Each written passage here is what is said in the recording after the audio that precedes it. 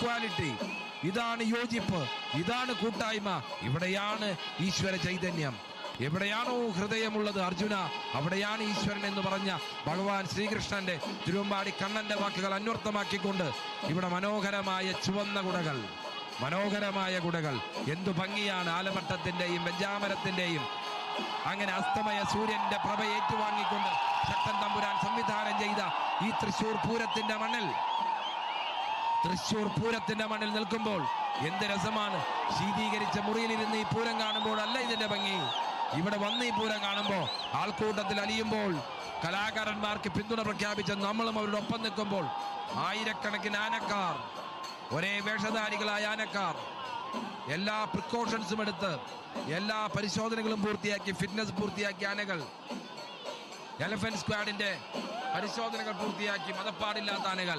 ഇതാ കള്ളവും ചതിയും എള്ളോളം പൊളിവചനവുമില്ലാത്തൊരു നാടിനെ സ്മരിക്കുന്ന മാവേലിയുടെ ആ സുന്ദരമായ ഓർമ്മ. സമത്വത്തിന് ഇതിനപ്പുറം എവിടെയാണൊരു നിദർശനം? അവിടെ ചുവന്ന കുട മാറി ഇതാ നല്ല മനോഹരമായ കാവ്യനിറമുള്ള നല്ല അലുക്കിട്ട കുടകൾ അവിടെ പാറമേക്കാവ് ഉയർത്തുകയാണ്. മനോഹരമായ വർണ്ണങ്ങൾ വാക്കുകളെ അപ്രസക്തമാക്കുകയാണ്. ഈ തൃശ്ശൂരിന്റെ മണ്ണിൽ, ഈ തേക്കിൻകാടിന്റെ മണ്ണിൽ, മനോഹരമായ ഈ മണ്ണിൽ പൂരത്തിന്റെ ചരിത്രം.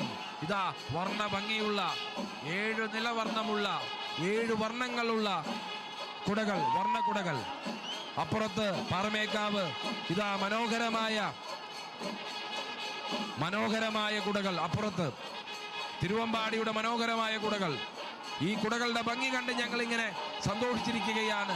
കടലല അലചാർത്തി നിൽക്കുന്ന ഈ തൃശ്ശൂർ എന്ന് പറയുന്ന ജില്ലയുടെ മതനിരപേക്ഷ പാരമ്പര്യം ഉയർത്തിപ്പിടിക്കുന്ന, ഏറ്റവും വലിയ പൂരത്തിന്റെ പാരമ്പര്യം ഉയർത്തിപ്പിടിക്കുന്ന, ധാർമ്മികതയുടെ പാരമ്പര്യം ഉയർത്തിപ്പിടിക്കുന്ന ഈ തൃശ്ശൂരിന്റെ മണ്ണിൽ ഈ പൂരം ഇതാ ഇനി ലൈറ്റുകളുടെ പ്രഭാപൂരത്തിലേക്കാണ് നമ്മൾ പോവുക.